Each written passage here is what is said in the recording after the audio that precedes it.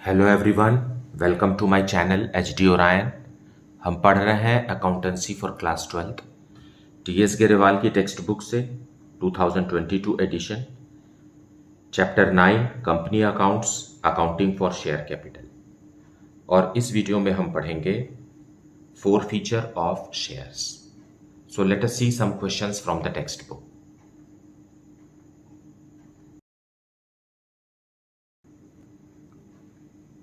So forfeiture of shares का मतलब होता है कि शेयर को कैंसिल करना। अब कौन शेयर को कैंसिल कर सकता है? कंपनी ही शेयर को कैंसिल कर सकती है, क्योंकि कंपनी ने ही इशू किया है। और ये टर्म्स एंड कंडीशन में प्रोस्पेक्टस के लिखा होता है कि कंपनी कब शेयर्स को कैंसिल कर सकती है। जैसा कि बुक में लिखा हुआ है, forfeiture of shares means cancelling the shares allotted to the share holders. मतलब जो शेयर्स शेयर होल्डर्स को अलॉट कर दिए गए हैं उसे ही कंपनी कैंसिल करती है। कारण क्या है? The shares are cancelled for non payment of calls amount and that too if the articles of association of the company allows forfeiture. Now जब कंपनी अपने इंस्टॉलमेंट्स मांगती है शेयर्स पर, क्योंकि शेयर्स पर लायबिलिटीज लिमिटेड है और उसे भी कंपनी कई बार इंस्टॉलमेंट्स में मांगती है शेयर होल्डर्स से। सो एप्लीकेशन के समय तो शेयर होल्डर्स पैसे दे देते हैं, क्योंकि वो अप्लाई करते होते हैं और उन्हीं को अलॉट भी हो जाता है कुछ शेयर्स। बट जब कंपनी आगे के इंस्टॉलमेंट्स मांगती है in the form of allotment, first call, second call, उस समय कुछ शेयर्स पर अमाउंट कंपनी को नहीं मिल पाते हैं। कारण चाहे जो भी हो, लेकिन कंपनी का पर्पस तो कैपिटल अरेंज करना है। वो कैपिटल अरेंज करने के लिए ही शेयर्स इशू की है। सो टर्म्स एंड कंडीशंस में कंपनी लिख देती है कि अगर आप अमाउंट समय पर नहीं देंगे तो आपके शेयर्स को कैंसिल कर दिया जाएगा। सो इस ग्राउंड पर कंपनी को अधिकार है कि वो डिफॉल्टर्स के शेयर्स को कैंसिल कर दे। और जब कैंसिल करती है तब इसे ही हम फोरफीचर ऑफ शेयर्स कहते हैं। कैंसिल करने के बाद कंपनी उस शेयर्स को क्या करती है? कंपनी उस शेयर्स को किसी दूसरे इन्वेस्टर को इशू कर देती है, ताकि कैपिटल का अरेंजमेंट हो सके। Fine. So the company has to give notice to the defaulting shareholder to pay the due amount before forfeiting the shares. अब ऐसा नहीं है कि all of a sudden company ने फोरफीट कर लिया शेयर्स को। पहले कंपनी डिफॉल्टिंग शेयर होल्डर को बताती है, उसको चिट्ठी लिख के बताती है, इन्फॉर्म करती है कि आपका अमाउंट इतने दिनों से ड्यू है और इस तारीख तक आप उसका पेमेंट कीजिए। अगर नहीं करते हैं तो आपके शेयर्स को फोरफीट किया जाएगा। सो वार्निंग देने के बाद ही कंपनी शेयर्स को फोरफीट करती है। सो इसे अकाउंट्स में कैसे अकोमोडेट किया जाता है, कौन से अकाउंट कब डेबिट होते हैं, कब क्रेडिट होते हैं, that we will see while we are solving the questions given in the exercise.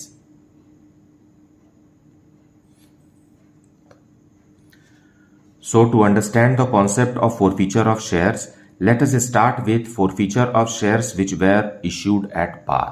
Issued at par का मतलब होता है जब कंपनी शेयर्स के फेस वैल्यू पर ही शेयर्स को इशू कर रही है, इसे हम इशू एट पार कहते हैं। सो ऐसे शेयर्स जिसे फेस वैल्यू पर ही इशू किया गया है, अगर इनमें डिफॉल्ट होता है पेमेंट से रिलेटेड, तो कंपनी उसे कैसे फोरफीट करेगी? Let us understand the basic thing only related to forfeiture of shares. So question number 39, alpha limited issued 20,000 equity shares of ₹10 each at par payable on application ₹2 per share, on allotment ₹3 per share, on first call ₹3 per share, on second and final call ₹2 per share. ₹2 application पे, ₹3 allotment पे, हो गया ₹5, then again ₹3, that is ₹8, and then again ₹2, that is ₹10। Now default in payment तभी माना जाएगा जब company ने call किया है और वो अमाउंट नहीं मिला है। अगर कॉल ही नहीं हुआ है तो उसे हम डिफॉल्ट इन पेमेंट नहीं समझेंगे। फाइन। सो कंपनी यहां पूरा का पूरा किस तरीके से इंस्टॉलमेंट्स में मांगना है ये यहां लिखा हुआ है क्वेश्चन में। Ganesh was allotted 100 shares, pass necessary journal entries related to forfeiture of shares in each of the following alternative cases. So case 1, if Ganesh failed to pay the allotment money and his shares were immediately फोरफीटेड।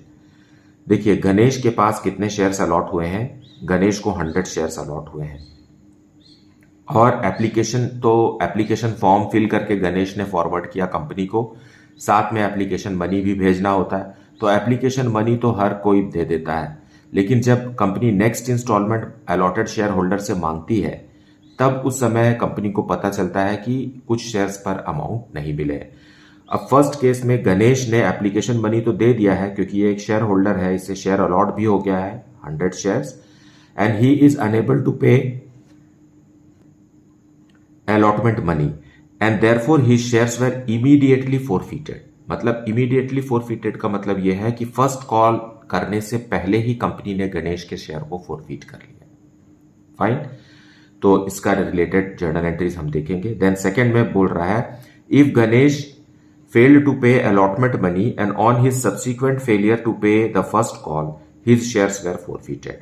अब यहां गणेश ने application money दिया लेकिन allotment का money नहीं दिया, फिर company ने फर्स्ट कॉल किया तो फर्स्ट कॉल का मनी भी नहीं दिया और कंपनी सेकेंड कॉल से पहले गणेश के शेयर को फोरफीट कर ली। That is the second case. And third case is if Ganesh failed to pay the first call and on his subsequent failure to pay the second and final call his shares were forfeited. अब third case में ऐसा है कि गणेश ने application और allotment का amount समय पर दे दिया, लेकिन जब कंपनी ने फर्स्ट कॉल ड्यू किया तो गणेश ने इसका अमाउंट नहीं दिया। फिर कंपनी ने सेकेंड कॉल भी ड्यू किया, फिर गणेश ने सेकेंड कॉल का अमाउंट भी नहीं दिया और सेकेंड कॉल के बाद गणेश के शेयर्स को फोरफीट किया गया। सो ये 3 डिफरेंट केसेस हैं और इसमें अलग अलग समय पर फोरफीचर किया जा रहा है। So let us see journal entries related only for forfeiture of shares. बाकी इश्यू वगैरह का के लिए तो कॉन्सेप्ट क्लियर है, जैसे कि हमने प्रीवियस वीडियोस में हमने डिस्कस किया है। What is new in this section of exercise is that how to forfeit the shares. So let us see journal entry related to forfeiture of shares for question number 39। So solution 39 we will सी।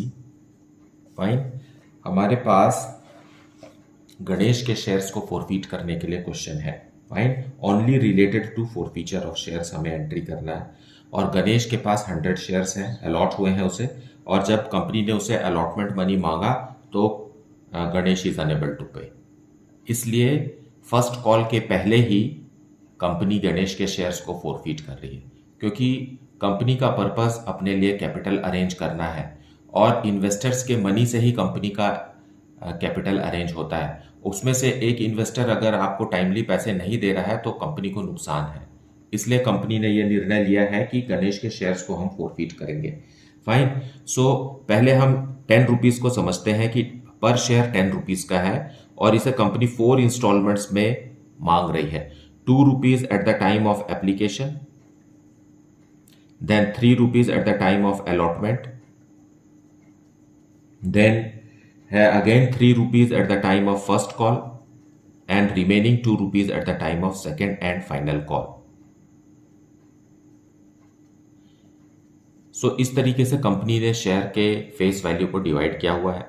अब गणेश का condition क्या है first point के हिसाब से, if Ganesh failed to pay allotment money. इसने application money तो दे दिया, क्योंकि एप्लीकेशन फॉर्म के साथ एप्लीकेशन मनी भेजना होता तभी आपको कंपनी जो है वो क्या शेयर्स अलॉट करती है। लेकिन जब कंपनी ने अलॉटमेंट का अमाउंट मांगा तो ये नहीं दे पाया, लेकिन इतने दूर तक कंपनी कॉल कर चुकी है, कॉल्ड अप। फाइन, आगे के शेयर्स को कंपनी, आगे के पोर्शन को कंपनी ने अभी तक कॉल नहीं किया है। फाइन, सो जब ड्यू की एंट्री क्या होती है, ड्यू की एंट्री में हम कैपिटल अकाउंट को क्रेडिट करते हैं, तो एप्लीकेशन का मनी को भी हम कैपिटल अकाउंट में ट्रांसफर करते हैं और अलॉटमेंट के मनी को भी हम कैपिटल अकाउंट में ट्रांसफर करते हैं। लेकिन फर्स्ट कॉल और सेकंड कॉल तो अभी ड्यू हुए ही नहीं है, सो सिर्फ 5 रुपीज से ही कैपिटल अकाउंट क्रेडिट हुआ है अभी तक, है ना, और हमें सिर्फ फोरफीचर की एंट्री करनी है। सो फोरफीचर की एंट्री के समय हमें कैपिटल अकाउंट को रिड्यूस करना होगा, और कितने अमाउंट से रिड्यूस करेंगे और कितने शेयर्स के लिए रिड्यूस करेंगे वो सिर्फ डिफॉल्टर शेयर होल्डर है। इसके पास, गणेश के पास कितने शेयर्स हैं, 100 शेयर्स हैं. सो what will be the forfeiture entry for forfeiture of share? Is it equity shares? Yeah. So equity share capital account.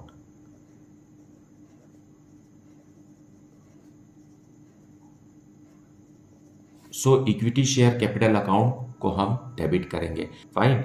और कैपिटल वैसे ही लाइबिलिटी होता है और लाइबिलिटी को हम डेबिट करके कम करते हैं. सो ये जो कैपिटल क्रेडिट किया जा चुका है एप्लीकेशन मनी से और अलॉटमेंट मनी से, इसे हम रिड्यूस करके क्लोज कर रहे हैं. सो कितने शेयर्स के लिए हम क्लोज करेंगे? 100 शेयर्स के लिए क्लोज करेंगे, है ना.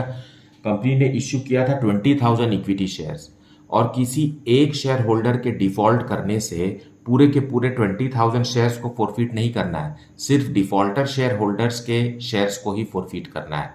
फाइन. सो हमें 100 शेयर्स पर ही फॉरफीचर की एंट्री करना है. और कंपनी ने कितना रुपीस मांग चुका है? कंपनी कितना रुपीस मांग चुकी है? इज 2 रुपीज एंड 3 रुपीज, मतलब 5 रुपीज से ही हमें शेयर कैपिटल अकाउंट को डेबिट करना है. फाइन. पूरा का पूरा 10 रुपीज से नहीं, क्योंकि कहानी अभी तक सिर्फ अलॉटमेंट तक ही पहुंची है, बाकी को हमें नहीं देखना है. So it is what share capital account will be debited with ₹500. अब हमें क्रेडिट में क्या लिखना है? क्रेडिट में वो अकाउंट लिखना है जिस पर पैसे नहीं मिले. तो एप्लीकेशन का तो मिल गया, अलॉटमेंट में नहीं मिला है, सो हमें अलॉटमेंट लिखना है. तो to equity share allotment account.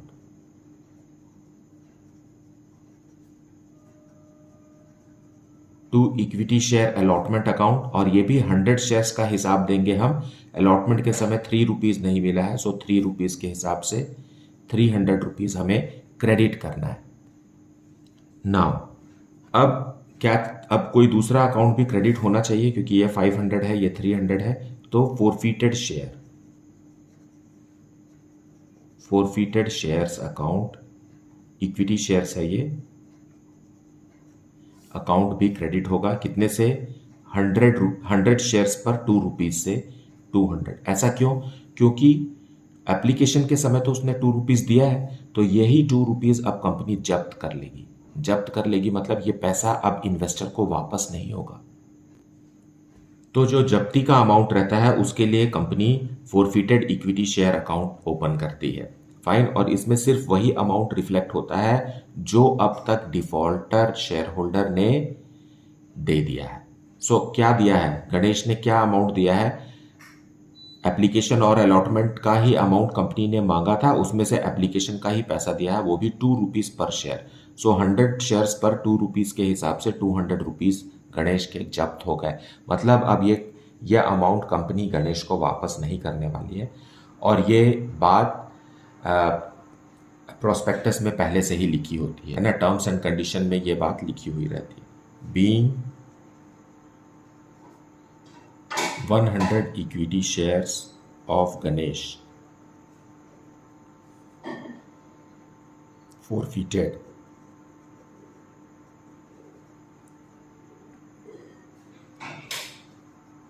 after allotment. So this is the entry for forfeiture of shares. Every time we have to draft this type of entry with a little bit of change as suggested in the question. अब इसको समझने के लिए कि क्या change होगा, let us discuss case 2. Now here is case 2. Case 2 says if Ganesh failed to pay allotment money and on his subsequent failure to pay the first call his shares were forfeited.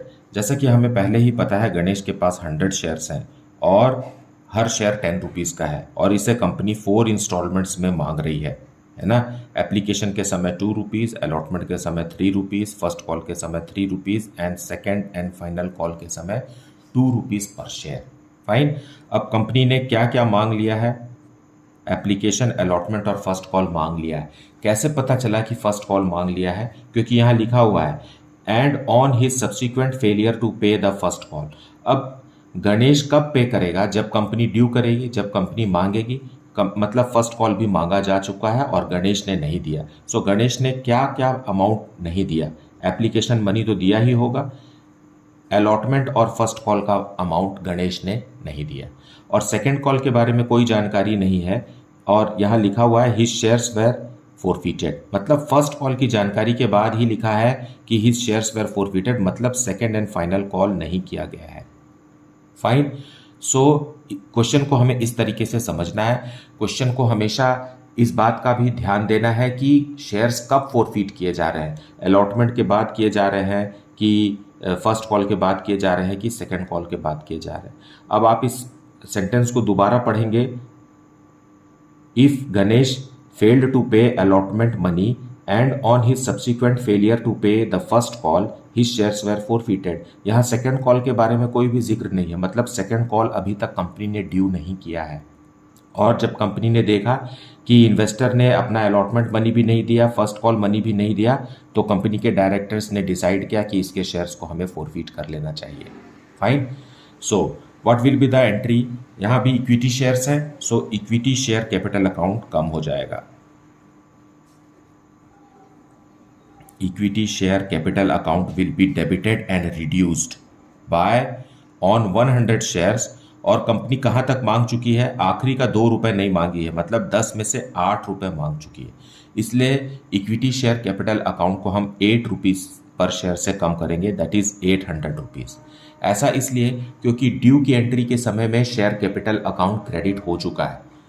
Application के समय में 2 rupees से credit हुआ share capital account, allotment के समय 3 और first call के समय भी 3 रुपीज़ से कैपिटल अकाउंट पहले ही क्रेडिट हो चुका है। Fine. Second and final call का क्रेडिट नहीं हुआ है क्योंकि अभी ड्यू नहीं किया गया, क्योंकि ड्यू की एंट्री में ही इक्विटी शेयर क्रेडिट होता है और हम इसे कैंसिल कर रहे हैं 100 शेयर्स पर, इसलिए इक्विटी शेयर कैपिटल अकाउंट को हम 8 रुपीज़ पर शेयर तक कम कर देंगे। फिर क्रेडिट में क्या लिखेंगे, वो सारे अकाउंट्स लिखेंगे जिस पर पैसे नहीं मिले, मतलब अलॉटमेंट और first call. So to equity share allotment और to equity share first call, है ना, इन दोनों पर अमाउंट नहीं मिले। कितने अमाउंट नहीं मिले, 100 शेयर्स है गणेश के पास और अलॉटमेंट के समय 3 रुपीज़ पर शेयर, मतलब 300 रुपीज़ हम कैंसिल कर रहे हैं, और 100 शेयर्स पर 2 rupees per share, again 3 rupees है, फर्स्ट कॉल के समय में 3 है। नाउ इधर 800 है, इधर 600 है, तो यहाँ हमें 200 रुपीज़ किसका लिखना है, to forfeited equity shares.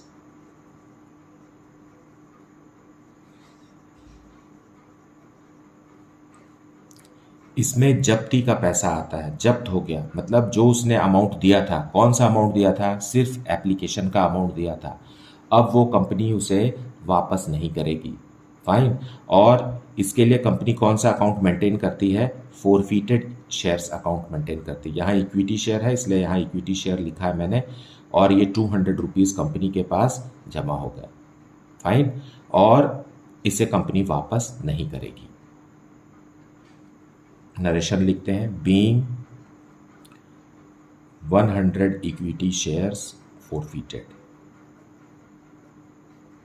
After first call. So first call के बाद गणेश के 100 इक्विटी शेयर्स फोरफिट कर लिए गए।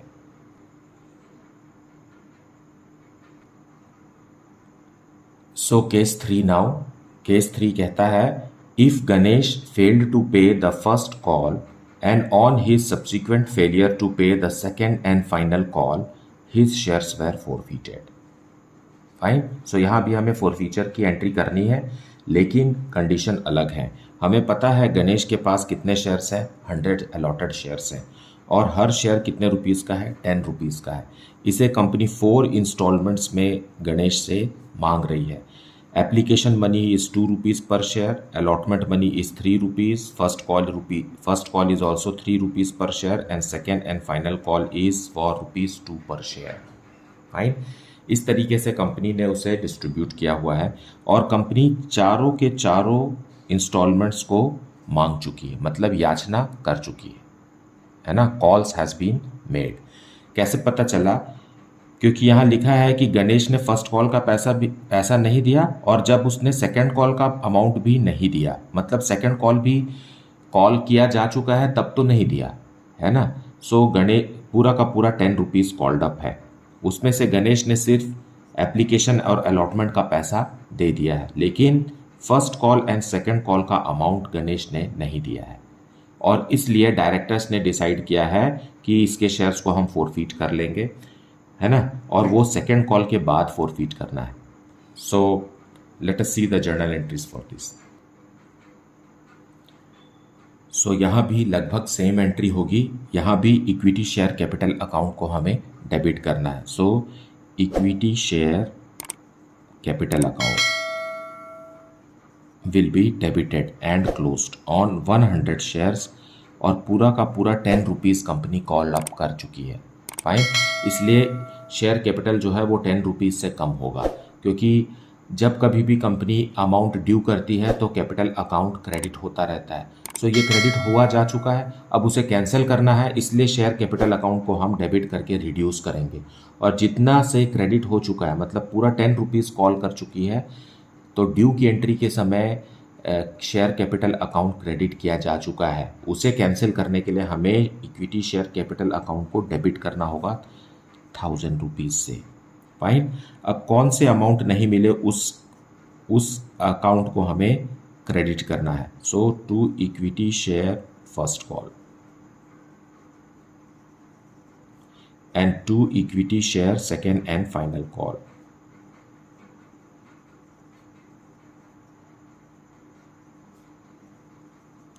सो 100 शेयर्स पर फर्स्ट कॉल कितना है, 3 रुपीज़ पर शेयर, मतलब 300 रुपीज़, और उसी 100 शेयर्स पर 2 rupees second and final call का मतलब 200 रुपीज़ कंपनी ने कैंसिल कर दिए।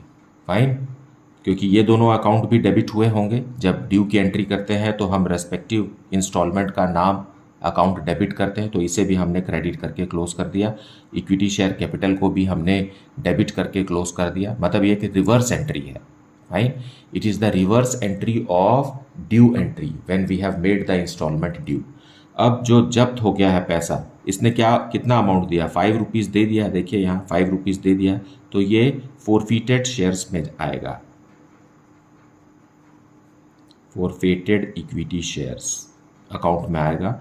100 शेयर्स पर कितना रुपीज़ उसने दे चुका है, 5 रुपीज़। सो 500 रुपीज़ जब्त, 500 rupees has been forfeited in this case. Fine, so narration लिखेंगे, being 100 equity shares of Ganesh forfeited for non-payment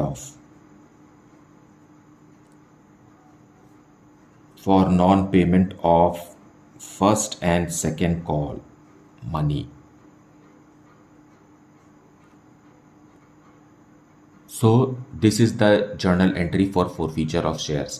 यहाँ पर शेयर कैपिटल अकाउंट हमेशा डेबिट होगा, और क्रेडिट में क्या होगा, वो अकाउंट्स क्रेडिट होंगे जिन पर अमाउंट नहीं मिला है, और फाइनली वो अकाउंट भी क्रेडिट होगा और उस पर अमाउंट लिखा जाएगा जितना भी पैसा उस डिफॉल्टर शेयर होल्डर ने दे दिया है, जिसे कंपनी ने फोरफीट कर लिया। So this amount will be, this is the forfeited amount and this is the not paid amount.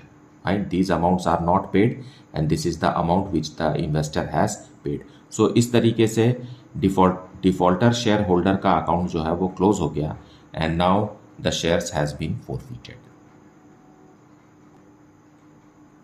So I believe that you have watched the video very carefully and listened to the explanation provided therein. Fine. Please do not skip any part of explanation because valuable information is shared in the video for you. Fine. So it is better and easy to get the concept watching this video. Despite this, if you are having any doubt, one can put it in the comment section. Thank you so much for liking, subscribing and sharing the channel. And if you have not yet, then please do like it, subscribe it and share it with your friends. Thank you so much for watching the video.